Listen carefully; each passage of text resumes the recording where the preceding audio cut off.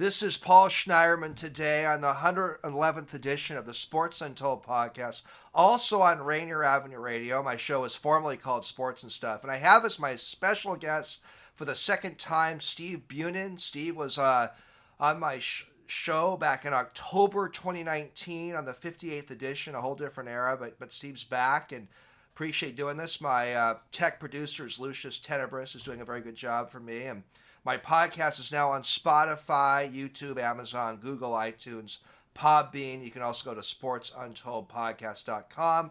Steve, let me get back to you. Steve Bunin grew up in Mercer Island, Washington, right outside of Seattle.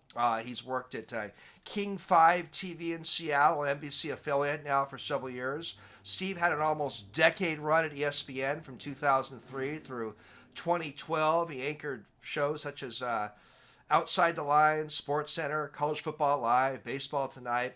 Steve was also a lead anchor in Houston for Comcast Sports. Steve, again, thank you so much for coming back on the Sports Untold podcast, also on Rainier Avenue Radio. Yeah, thanks for having me. I love it. So I'm trying to do the math in my head. I was on the 55th, now the 111th. So whatever the next double number, 202 or 222, I'll expect another phone call. And you also have special guest, one of my Huskies. Cute dog. See, maybe I'll get you back on the 120th if this show's still around. So we don't have to wait that long. 58 to 111. We'll make it sooner next time if you're up for it. Well, first of all, Steve, what is new at King 5? Can you tell us what you're up to and what's going on? A lot, I mean, it doesn't end, whether it's politics or COVID, sports, pop culture, you name it. But obviously, pandemic, I think, is first and foremost for most of our viewers. That's how we view things when we do stories on getting schools back, what's going on with mask mandates and restaurants, those streeteries, get people getting boosters. When are the kids going to get, eligible, little kids especially? That's a big one. I think we get a lot of the time. So I'd say those are the biggest things. And of course, politics on the national level with, whether it's Biden, Trump, Congress, our Congress people there, our senators, or in Olympia. We were just talking today on our show about potentially new taxes that could or couldn't be coming, school levies. So what's one of the things I like about it? I mean, I love doing sports, and I'd be thrilled to talk sports with you for an hour, but I also like that making this transition for me in news, because I feel like I have that sports background, but I'm super interested in politics and medicine and science. My wife, one of my brothers, my dad's a doctor, so I've been kind of surrounded by that in my personal life. So that's been interesting too, to go through this pandemic with them in my ears, and having an ability to kind of jump in all those waters, swim in all those waters. So that's just a little of what we're doing there. Are you doing stuff pretty much at King 5 all day long, or do you have a particular rotation right now? Yeah. So for me personally, I anchor our noon show Monday through Friday. I fill in on the mornings and also in the evenings. And I also do two different kinds of stories generally. We call them day turns. So this is like something happens at 10 a.m. We have other reporters assigned to things that they've been working on throughout the day. So, hey, a press conference happened. Steve, we need you to turn something within the day, a day turn. So you turn a story in a quick time. So I do a lot of those. Trying to think one off the top of my head. Last week, whales, it's not the southern resident orca, the killer whales are not doing good here, but different kinds of whales, as it turns out, are, or at least they had a good year with the number of whales getting pregnant. So we found out about that. Steve, can you do something with that? Sure. Interview one of the experts, turn it around, bang, bang, bang. So it's not necessarily like an in-depth piece. And then the other stuff that I do is called our Verify segments, which is much more in-depth, kind of like bite-sized investigative journalism, I would say. So it is what it sounds like. Take a statement. I heard that, you can, I don't know, get vaccinated against COVID by taking ivermectin. Okay, that's a claim. We're hearing it. Let's talk to the doctors. Let's talk to the scientists. Let's talk to people who, and then verify whether that's true or not. And we do stories that are political, stories that are environmental. When the Seahawks get good again, I want to do one on is the Seahawks stadium the loudest stadium? Because we heard that for a while, but then Kansas City fans say theirs is the loudest. So I like doing that because I like the idea of verify, which is cut through the clutter. There's no bias. There's just, what does the science say? What are the facts? Are we the loudest stadium or are we not? We can say that we're the loudest fans, or they can argue that we piped it in with fake sound, but either we are or we aren't. Either the inauguration crowd is the biggest or it isn't. That I like being able to separate fact from fiction. And I also love learning. So I'm talking and doing these verify stories to some of the top doctors and scientists in the country, based here or based somewhere else. Or I did one on suicides recently. So here's a good one. I'll throw this at you, which is, or maybe you saw it on my post, but the general belief that suicides go up during the winter months, doom and gloom, people get laid off, it's a wonderful life. But as it turns out, that's actually the opposite. Suicides actually happen the least in the winter. I didn't know that. And yes, I read about that and I said, well, that's a good, verify. Why is that the case? And so there are different theories as to why, but the statistics are, and so we got the statistics from the CDC and from this University of Pennsylvania, this PhD did a study in it. Every single year, they actually are the lowest, in part because there's not as many hours in the day and more suicides happen during the day, and then other theories abound. But important to get that, to not only just notate that there's an actual misconception, but why the misconception, and the takeaway that one of the things is we're nicer to each other, basically, in the winter months. We're thinking of the holidays, people give more, they give away clothes more, they donate more money to organizations that help. And so suicide experts, PhDs who specialize in suicides, say that if we behaved like that year round, fewer people would attempt suicide. And if we misattribute the cause to the doom and gloom of the winter month, which is a real thing, they say that's a real phenomenon, but people don't act on it as much. But if we misattribute it to that, then we miss the real cause. And why are people actually sad? And why are people driven to that? So that was just something that I had, I randomly came across, and I thought this is a cool thing. And if it affects anyone, that would be the ideal. If someone is watching it, they had a family member, or they themselves is feeling a certain way, maybe it can help. So I like the fact that I can do all that stuff and then have silly things about pop culture and the Oscars. And that's one of the things I love about my job. You're a real multi-purpose guy at King 5. Yeah. Steve, I want to share this with you. You're mentioning about, facts and ascertaining information. Here's some of my favorite lines. The late U.S. Senator Pat Moynihan once said, "Everyone's entitled to their own opinions, not their own facts." I just love that line. So yeah, I think it is one of the defining statements you can make about our society today. Not to get into whatever, but I just feel that. So I see a lot with my wife. So she's two types of doctors. She's an MD, she's a rheumatologist, and she has a PhD, a doctorate in immunology.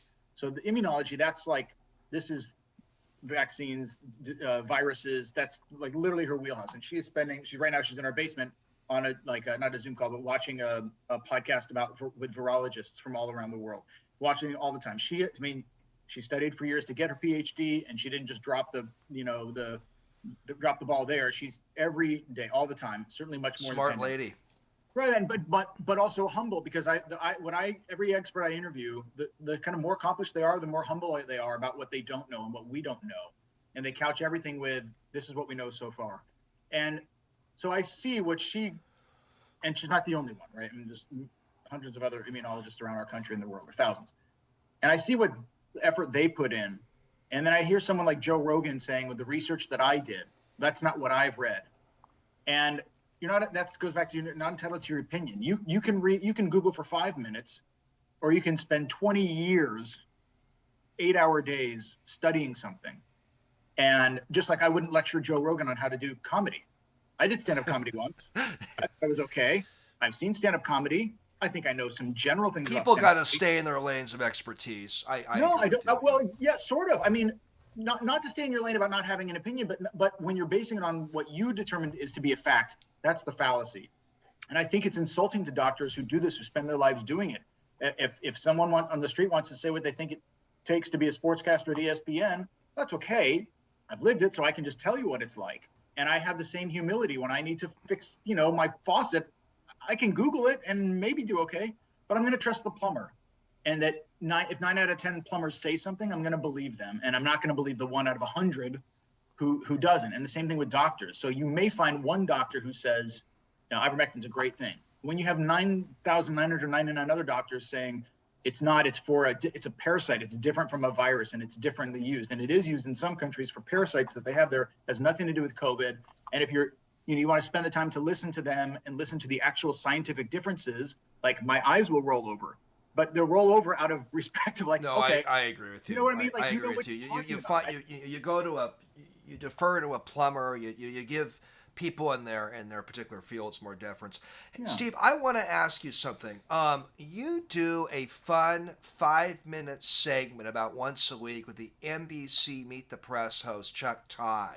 Yeah. And I really enjoy it. It's like a Cliff's Notes version of Meet the Press, watching Bunin and Todd have your talk on sports and politics. Really enjoy it, recommend it. And I'm a news junkie, but I can't necessarily watch every news show. So I want to ask you, how did that segment develop, Steve? And are you the only NBC affiliate broadcaster who has this once a week segment with Chuck Todd?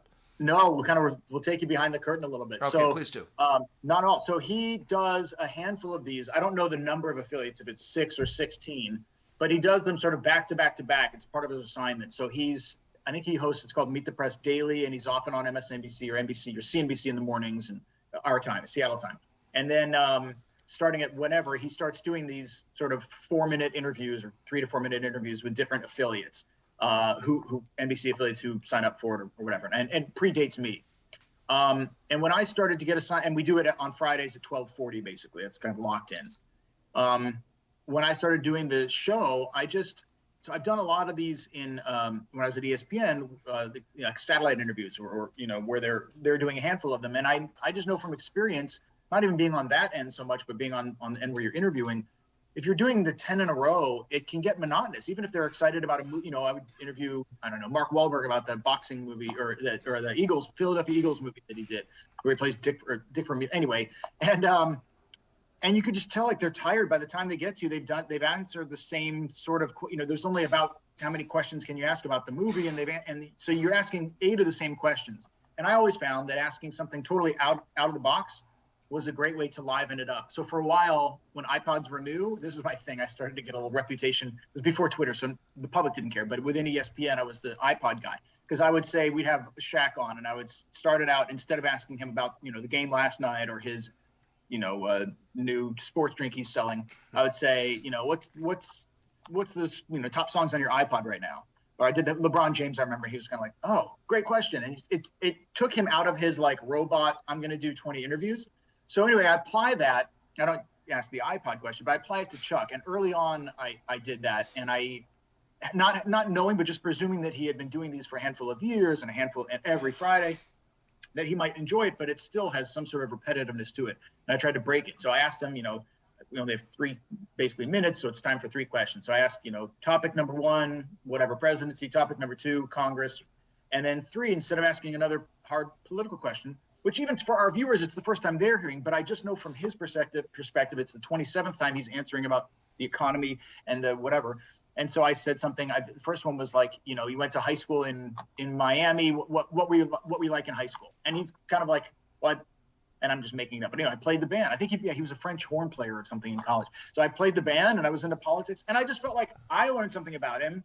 And I always feel I put myself like on equal footing with the viewer. I feel like, well, the viewer might be interested to know that. Even if you're not a fan of his or you're not a fan of politics, at least it's something, right? It's like, I'm showing you my dog. I didn't do it on purpose, but you know something about my life now. I got a husky. And the same thing with him. And then the next time I just asked, so you must be like a Miami Dolphins fan. And he's like, no, I'm actually a Packers fan because my dad was a Packers fan.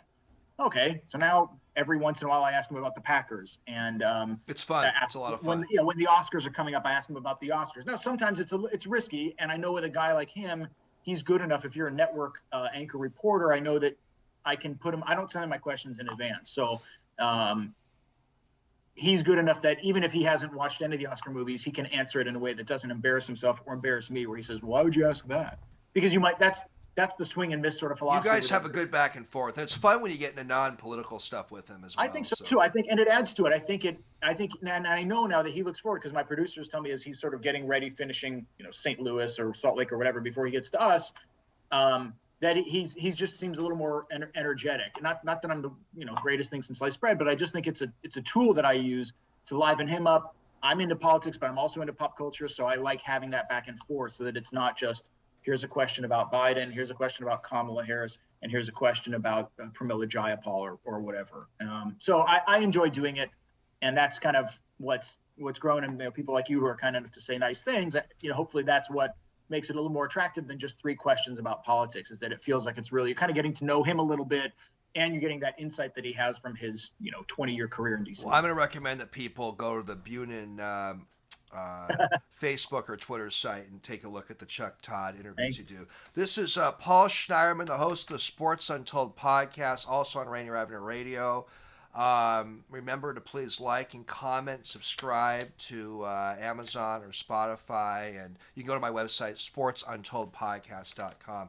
Steve, I want to ask you something. And when you were on last time, I'm trying to get some questions I didn't get to you last time. So I have this book here, Distant Replay, Washington State's Jewish Sports Heroes. Came out in 2014, and two members of the tribe talking today, two Seattle Jewish guys talking today. And it was neat to see you profile in that book in the media section. I want to throw in my late grandfather, Harry Schneiderman's in the book. He was a UW football player. So there's a story in the book, Steve. It's I want the listeners to learn about it more. It's very powerful. I want you to share a little bit about the late Ari Grashin, a 16-year-old kid who sadly died in 2002 of cancer. And why don't you share, Steve, your ties to Ari and a little bit about Ari? Yeah, I love talking about Ari. There's a picture of him right over, you can't see it, but right over here on our wall. So one of the stories of my journey in my career is that I was unemployed a lot. I always envisioned this, like, I'll work here for a year and here for 3 years and here for 5. And instead in my 20s, it was like employed, unemployed, employed, unemployed. So I did a lot of odd jobs and was back home in Seattle a lot, living at my parents' house, back in my old bedroom, very, very, enthusiastically when you're in your 20s and your old, 5-year-old bedroom. Anyway, so one of the things I did was I was substitute teaching, and I like working with kids, and I'd done a lot of coaching in basketball, and a buddy of mine who I played basketball with said, hey, I coached the Yeshiva High School, that's the Jewish high school in the Seattle area, the Orthodox Jewish kids, which I wasn't Orthodox, at all growing up, but I am Jewish, and he said, I'm coaching this team, do you want to help? And I said, sure. And he was kind of a roll out the ball, like, not that he was on his cell phone, but he just wasn't that into it. And I came from a public school background at Mercer Island High School, where it was very Bobby Knight in the 80s, you're on time, your shoes are tied, we're running, it was very precision. So I walk in the first practice and it's like, kids are late, there's no organization, and what am I doing? I may be unemployed, but I have better things to do with my time than watch a bunch of 15-year-old kids not try hard. And so I asked him, do you mind if I just kind of do it as differently? He was like, do whatever you want. So then I come in and I'm like Mr. Intensity. So most of the kids weren't ready for that. And although many of them grew to like it, there was the one kid who liked it right off the bat. And it was kind of like the Jimmy Chitwood a little bit. Not that I was the Gene Hackman, but he was the one kid who was our best player. Ari is this kid. And he really loved it. And so since he dived in, some of the other players dived in, and it sort of helped me. So this is after September 11th. So this was 2001, October or so. But even then, he was kind of in practices, he would have to sit out. He's like, I'm getting dizzy spells, and we're, he's a teenager, maybe he's just going through a growth spurt, or he's just grumpy, or, who knows what. And you chalk it up to a million other things. And then the first game that we play, and he was by far our best returning player. He was a sophomore. We assigned him to the other team's best player. And at this point, I'm kind of, getting my hands on super coaching. But it's the first game of the season. And 10 seconds in, he just kind of stumbles and topples over. Didn't lose consciousness, but he just fell over. We sub him out, and he's embarrassed. We're just like, all right. So we're in the school gymnasium. Anyway, one of the other kids on the team, his mom is a doctor.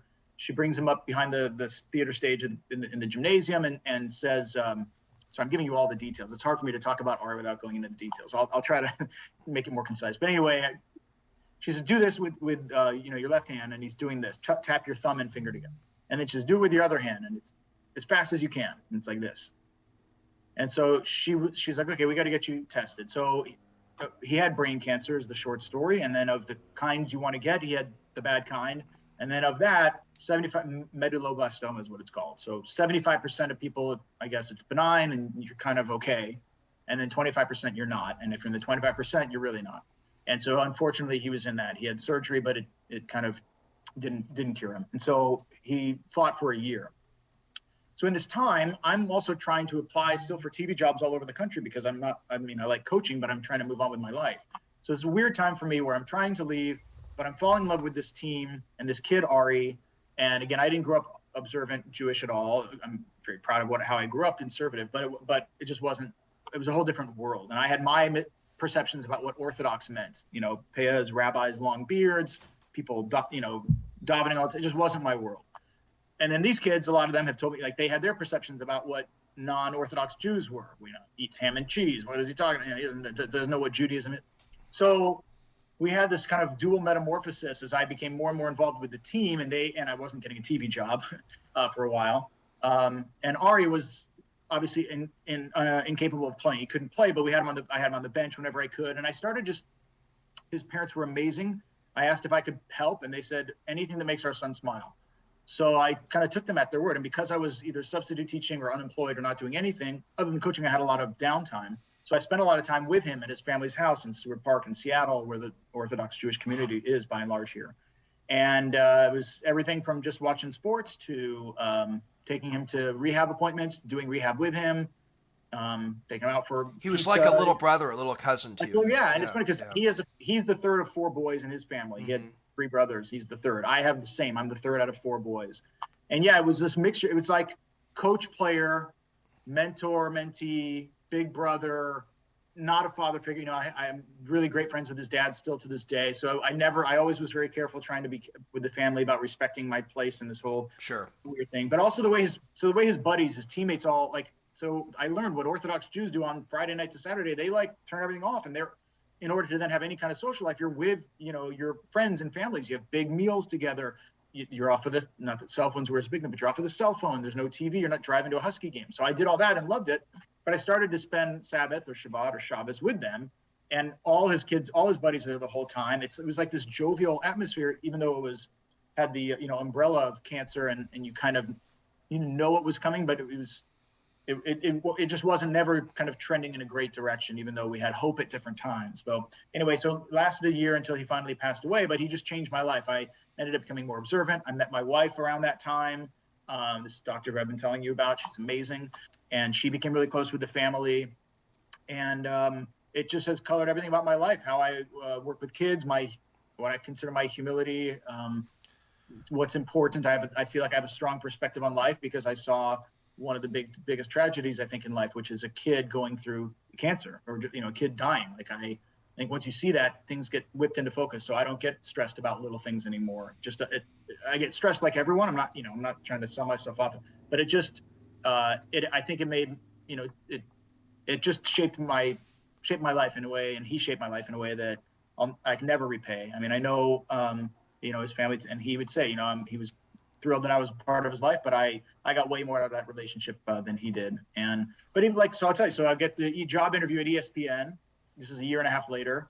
I finally get my job in Kalamazoo, Michigan. A year later, I get the interview at ESPN, and I'm appropriately nervous, I think, because you have to do an audition. You're sitting there on set in Bristol.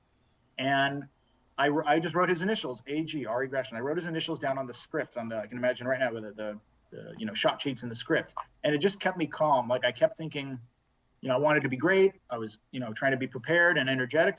But also, if it doesn't happen, it's not the end of the world, because I know what the end of the world is. So it's like just having his presence and writing his initials down really helped me in this otherwise super stressful, where I could have just totally, got in my own way by getting out of my mind.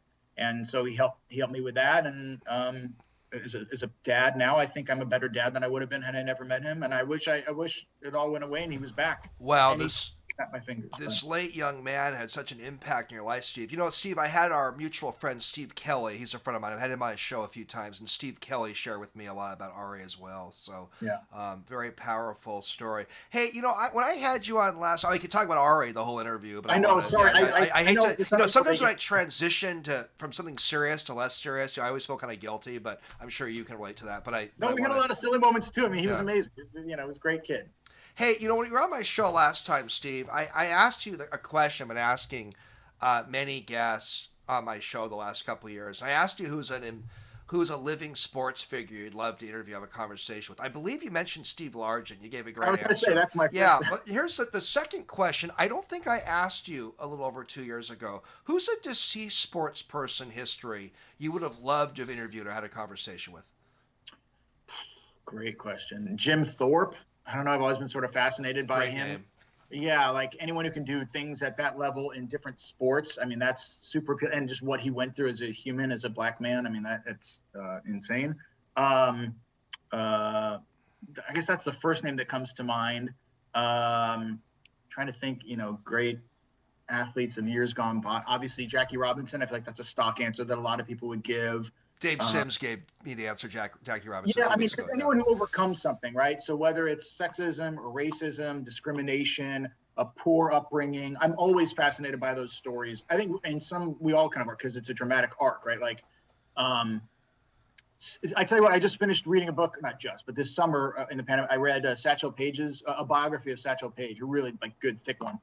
And I was a fan, but I didn't really know much about him. And now that I did, I mean, what he went through, and then when Jackie Robinson breaks the color barrier, Satchel was considered a much better pitcher, but older and kind of cantankerous, and he would sign a contract, play a game, and then leave when he got his money. So it was from his perspective, if I can speak for him, that, you know, was because he wouldn't, otherwise he'd get the raw end of the deal. So he got the money. Great name. Right. So like what he went through, and then Jackie Robinson does break the color barrier. Then the Negro Leagues, which had been thriving, they start to pick off the best African-American players, but now the Negro Leagues aren't as good, and Satchel isn't sort of picked quite early enough in that. So like, that would be fascinating to me to find out about that. He had a crazy, you know, life in terms of like women and children, and that'd be probably someone else I'd put at the top of the list too. Yeah. Two other names I'll throw out. I would have Jackie Robinson's probably number one. Hank Greenberg, I would have loved to have chatted with. Oh yeah. There's so many names. I mean, some of my guests have given me great names. Mark Pattison, former UW player, former LA Raider. He gave me the name of Sir Edmund Hillary, the first guy to climb Mount Everest. So I've just gotten from guests just amazing names to both those questions. You know You've contributed those great names. So. That's funny you said that. So yeah. I have this fascination with Mount Everest. I don't know why, but it's from Into Thin Air, the book by John Krakauer. Great book. Oh my gosh, my favorite book ever. And if I could interview him, I've listened to podcasts with him, and I've read many of his other books. But like to interview him, find out what happened that day, I'd be super excited about. My guests have given me great answers. Steve, speaking of discrimination, I'm going to ask you a pretty tough question, and I want to get your perspective on this. So, the part owner of the Golden State Warriors recently made some comments on his podcast about the Uyghur community in China. And I believe it's predominantly a Muslim community, and they're basically being subjected to concentration camps right now. It's genocide. And he basically said that on his podcast that no one cares about the Uyghurs, and he doesn't care that much himself. Should the NBA kick this guy out of the league? That's my first question. Does the NBA have a China problem? I'm just wondering, what's your take on this? If you can I want you to get your news perspective, but also your personal perspective on what the NBA should do here. Yeah, well, okay, so my personal perspective is if we, especially as Jews, are going to say never again because of the Holocaust, then I think we should apply that not just to ourselves, but to any group of people discriminated upon in the same way. So that's like clear, black and white to me. Now, does that mean in my personal life, like am I donating to that cause or stopping what I'm doing and moving there and trying to make a change? I'm not. So I'm a little bit hypocritical. I'll admit that right off the start. And I would not, haven't listened to the podcast. I remember hearing that story sort of came in and out of the news. I would say I would almost want to listen to the whole podcast to say, like, I wonder if he said it in the context of, quote, nobody cares, only in so much as it's not in the American news cycle. Again, I don't know. Maybe he's a bigoted man. I have no idea. But it could be that he backtracked, by the way. He did backtrack on his comments later. Yeah, because I think it's obviously true that it's not a part of our daily news cycle, right? Like we talk about COVID every single day. We don't talk about that at all. One might argue that the news media should. You could also argue there are atrocities all over the world all the time. There's only so many minutes in a newscast. Like that's what I defend when people say, well, why don't you talk about this? Why don't you talk about that? And you can't talk about it all. And sometimes whatever you do talk about either turns people off or doesn't impact people on an immediate daily basis. So anyway, that's getting a little bit away from your question. But like in terms of the NBA, like they certainly have a problem because you saw what happened with Daryl Morey in China. Time is a weird thing in a pandemic, but 1 or 2 years ago, with when he makes a tweet, and the NBA loses, I guess it was billions of dollars. Yeah, that's a big problem. But China puts in billions of dollars into the NBA. So just like any entity, if whoever facilitates this podcast from happening and says, I don't want you to ask a question about the NBA. I have to find a new way to get a podcast, or do I just not ask NBA questions? I think it's a complicated relationship. and it certainly is problematic. I assume that because the NBA and other leagues have taken action on other incidents that involved racism. I don't know if what he said was technically racism, but saying that I don't care about this community that's going through genocide. I don't know, Steve. I think the NBA has a little hypocrisy there. I mean, Donald Sterling got kicked out for racist behavior. I don't know. I know it's a different story, but there's something there, though, I think. Yeah, and again, I hate to sort of like beg off of the question, but without hearing or knowing too many of the details, I don't want to like lay in on a guy and say he's got to be. I don't know, because again, I don't know what the context of him saying I don't care as much as he's fine. I don't know. I'm just so if I even now like if I say this sentence, I don't care about that as much as I care about brain cancer with children. Yeah. Now, if somebody just edits out the I don't care about that, it looks like I said I don't care about that. Well, no, I was just saying compared to this because this has affected my life more personally, and I can maybe do more. So so that's what I'll sort of like give him that. If you put that aside and say, no, Steve, it was taken in context, I've listened to the whole thing and it was pretty racist, then I would say he should be disciplined appropriately, whether that's out of the league or if he's rich enough to own part of a team, donate $1 million to the cause or do, social, outreach for the cause. You could argue, okay, well, let's say we're going to punish him. What's the best punishment? Is it educate him? Is it put him face to face with people who are affected by it? Is it fly him over there and have him see it for himself? There's different outcomes that one might want out of that, but I think it's hard, assuming that it's taken within context, it's hard to argue against it being an issue that should be dealt with on some big level. I understand. This is Paul Schneiderman, host of the Sports Untold podcast, also on Rainier Avenue Radio. I'm with the great Steve Bunin right now, King 5 reporter, also former ESPN reporter. I asked my listeners to like my podcast. You can go to Spotify, YouTube, other sites, and feel free if anyone has any questions for Steve to pine in here. Actually, I have a question for you. It came from somebody I ran into the other day, and I told him I was having on your show, and he wanted me to ask you if you think ESPN has an East Coast bias on sports issues.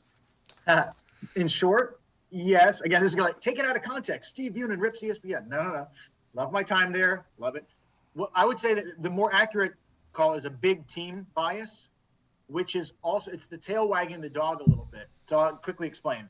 So we would do more stories on certainly the Jets with Tim Tebow when he was there, and the Giants and the Yankees and the Red Sox, all these East Coast teams. We also did more stories on the Dallas Cowboys and the LA Dodgers than the LA Angels, right? So it's as much an East Coast bias is also because some of those historically great teams are from the East Coast, because that's where a lot of sports started, because that's where our country started, right? So I think that's one thing.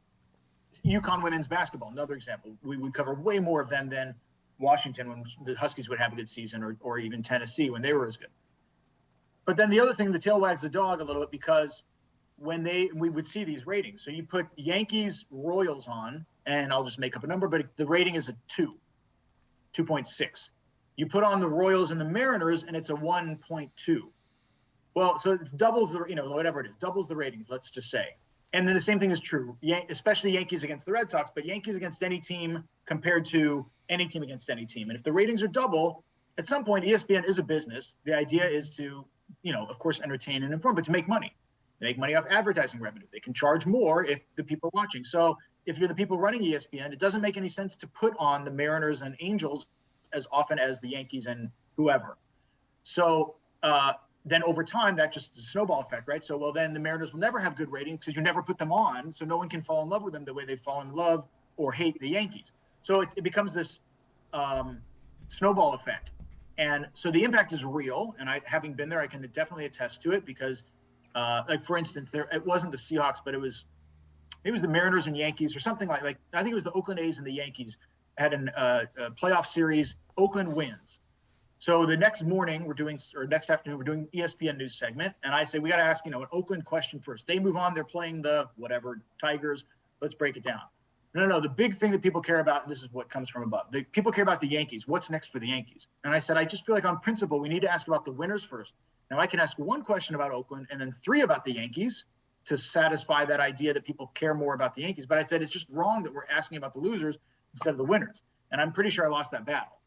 And that's where it hurts as a West Coast, guy over there, where you say, you're not treating them. It's not that they have to be treated equally, but they're not treated fairly.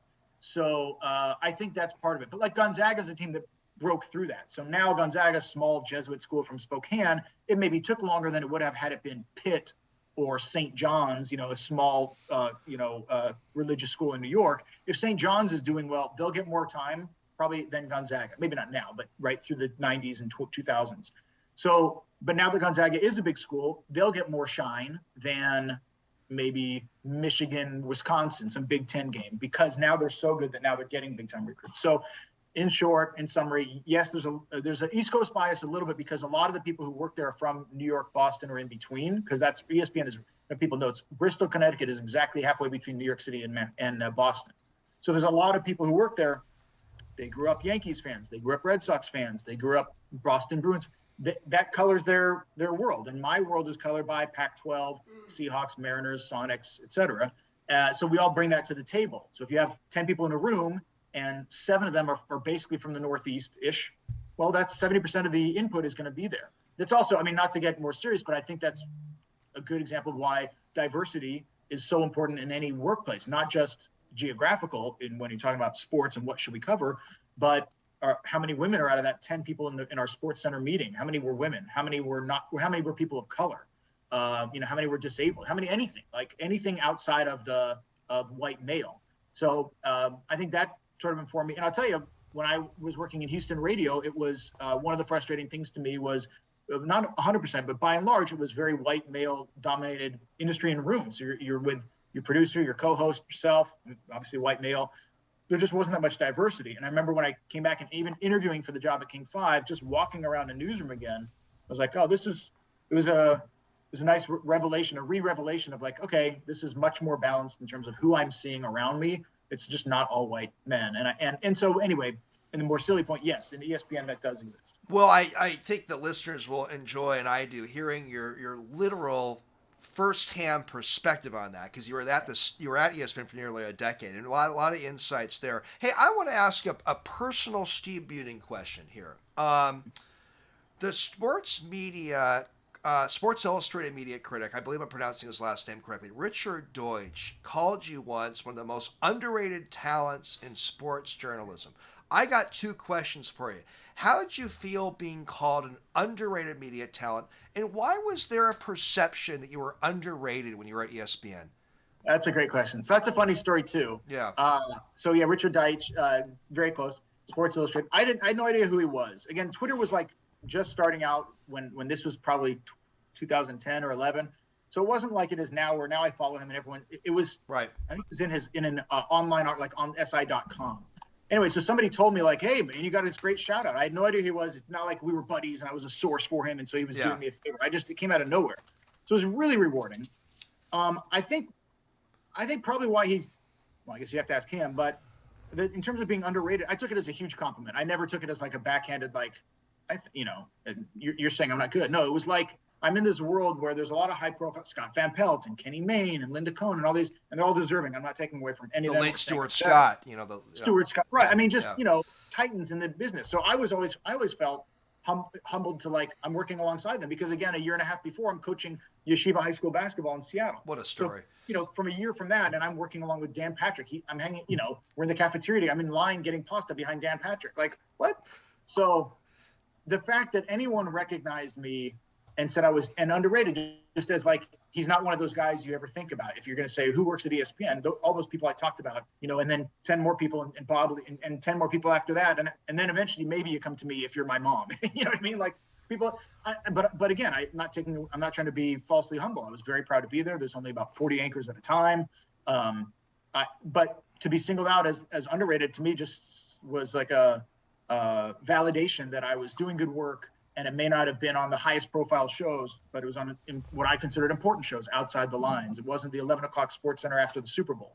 I'm not John Anderson and Scott Van Pelt and Neil Everett and Stanford. Those guys are at that level. And I did shows with all those guys, but I wasn't at that level. I did you had a great run there. You did good work there. Steve, you brought a lot there. It's sort of like you have a movie with 10 great actors. There Yeah. may be Yeah. 7 or 8 that are just a little more well known. Doesn't mean that 2 or 3 others are Yeah. still very I'll take it. talented actors. So. And like you said about my job at King 5, like I was Yeah. a little bit of a Swiss Army knife there at ESPN too. I did Outside the Lines, I did Baseball Tonight, I did NFL, I did Sports Center, and I like that. I like variety in my life, and I like that ability to move in different worlds. And I think that served me well at ESPN, and that also probably contributed to me having a little lower profile. So it was great to hear that from him. Steve, can I get about 3 more questions in? Hit me. Let's do it. This is a much lighter topic, and I've been asking this question of various guests last few months. Having a lot of fun with this question. What's your favorite sports movie? Hoosiers, not even close. And you were like a Now Gene that said, I Hackman love at Yeshiva Rocky, High School, I love right? a bunch more, but Hoosiers is, I can quote every line. My daughter has it. I have a T-shirt. I have the poster downstairs.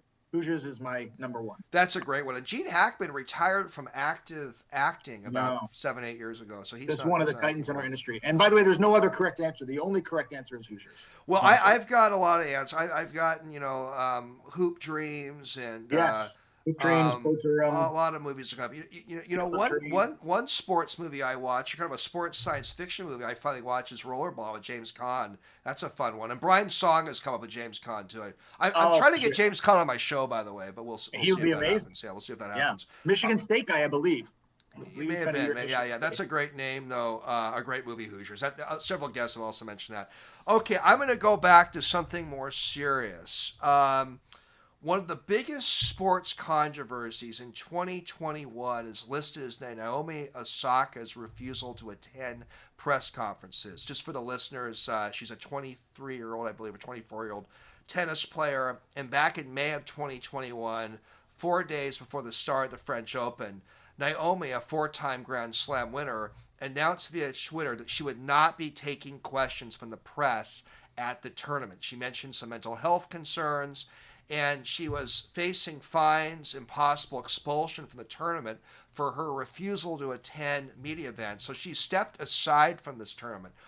What is your professional media take on this? And was someone who just was clearly uncomfortable dealing with the press? Give me your media take and a little more. I just was curious to hear your perspective on that. Yeah, I have different opinions on that, and part of it is probably not too popular, which is that I do think there's a responsibility, maybe it's out of tradition, that athletes have to answer to the media, and the process in tennis is such that after a match is over, you go in and you sit in the conference room, and usually there's only 1 or 2 reporters, if any, but at a Grand Slam it's more, and that you have to kind of answer. Now, and in most sports that's true, right? In the NFL, they require players to be available, especially like in the Super Bowl. You can't, now you can be like Marshawn Lynch and say, I don't want to talk. I'm not here to talk. You can say whatever you want, but there's responsibility to do it. So my initial reaction was like, I couldn't understand how you could deal with the pressure of playing in a stadium in front of 20,000 people, against Serena Williams. You can deal with that pressure, but you can't deal with Steve Bunin asking you what happened in the third set.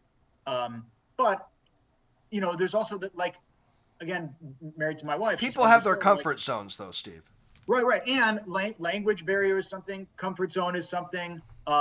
Everyone has different triggers is something. And my initial reaction was that. And then I sort of evolved. My wife also was talking to me like, that doesn't sound like you, Steve. Usually you're more empathetic. And I thought, I am more empathetic. Wait a minute. Why am I not being as empathetic?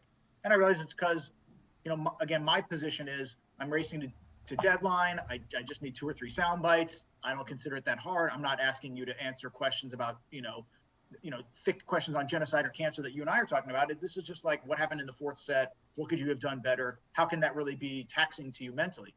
But that's also very narrow. That's a very Steve perspective. I don't know what it's like. What if that does trigger me? What if the action of the sport is not hard, but talking about it is hard?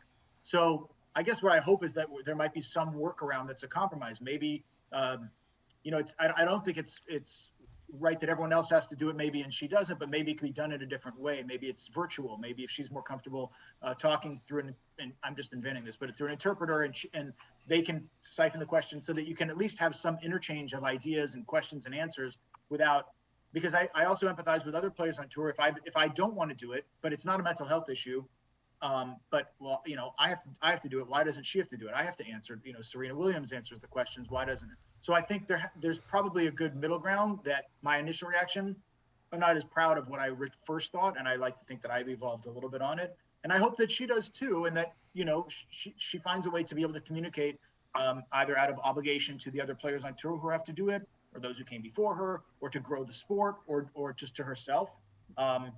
It seems harsh to me having a tennis association threatening to ban someone or fine them who just is not comfortable talking. I don't know. I understand where you're coming from. Maybe there's a middle ground, but that was my initial reaction. Yeah, but, and well, like with Marshawn Lynch, I remember when Marshawn Lynch was doing that at the Super Bowl, and I was doing Houston radio at the time, and I was ripping him, and I was saying, first of all, I think it's rude. Like, it's not that hard. Now, again, this is not conflating his situation with Naomi Osaka's, who seems to be sincere about her mental health issues with this.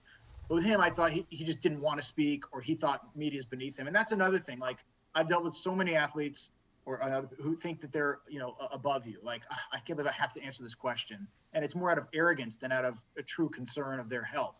And so having been on the recipient of that, where you're begging for 2 seconds with somebody and they kind of look at you and, figuratively spit on you as they're telling, so then it's hard to have more empathy for them, because I feel like they're just demeaning to us as an industry in the media. So that probably also colored my reaction, as opposed to has that not happened to me for 10 or 15 years, and I have to be deferential to these athletes, maybe I would have had a different perspective on it.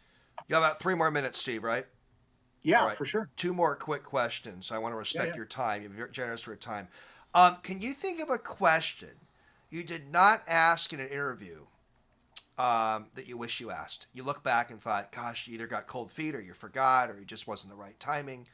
Oh, yeah. Any question you wish that you asked you didn't ask? I'm sure there's a lot of them. Gosh, I'm trying to think one off the top of my head. I don't know if I can think of one off the top of my head, but I can remember that it happened enough that while I was at ESPN, I learned ask my most important question first, because it did happen where I was saving the best for last, and then we ran out of time. It was like they have a 5-minute window, and I got to 3.5 minutes, and I had asked 3 silly questions, and I couldn't ask the big one. So although you can't necessarily come into a confrontational interview and just ask a super hard question right away. Sometimes you need to establish a little bit of a rapport. I've learned that, right. Yeah, but I also did learn, if I have one that I want to ask it, and I wish I could give you that example, but there were enough of them that it helped change how I did my interviews. And so like with Chuck Todd, I always ask what I consider my most important question first. If he's going to By the way, I asked our friend Softy Mahler that same question. He said he couldn't think of anyone. That was Softy's answer. So, I can think of too many that I can't remember one. But I can too. I can in my little podcast. Well, final question, Steve. You were a Mariners bat boy, and we talked about that when you were on my show in 2019. We just signed Robbie Ray, a star pitcher. I got a question for you. Are the M's going to make the World Series in the 2020s? Are we finally going to get there? Yes, 2020. You say yes. Not this season, not 2022. I don't want people to get too, I think they're actually primed for a little bit of a step back. I think they're going to grow forward, but I read a lot of analytics, and it has so much baggage to that word. Evidence shows that teams like the Mariners, who win a lot of close games and the bullpen is great, almost always drop off the next year. It once out of, I think I saw an article all about this. I think it was once in the last 15 seasons with a team that had the stats that that the Mariners had, one improved, but almost all 19 out of the 20 all took a step back, because those all fall back to the mean. But the difference between then, how did they do the following year? Those teams that were built the way the Mariners are, they had a little step back and then they jump forward. So I'm okay if they only win 82 games next year, because I feel like they're moving in the right direction. And I think Ray is a perfect signing. I told all my buddies what they need is a thumper, like a Chris Bryant type, and they need a true ace. And all the love for Marco. You think by 2025 we'll get in the World Series? Is that kind of? Okay. I actually do. I think they're building it the right way. I think the pitching is there. They got young hitters coming up. I think Julio Rodriguez, J-Rod, is going to be amazing. I can't wait to watch him play. So I am optimistic about the future. Yes. Steve, I really appreciate you coming back on Sports Untold. I definitely want to get you back sooner than between the 59th, 100th, 11th editions, but great to have you on Sports Untold. A lot of fun. I obviously have a lot more questions for you, but we can get them another time. So thanks for doing this again, Steve. All the best. Happy New Year to you. Thank you. Thanks, Steve. God bless. You too. Thanks.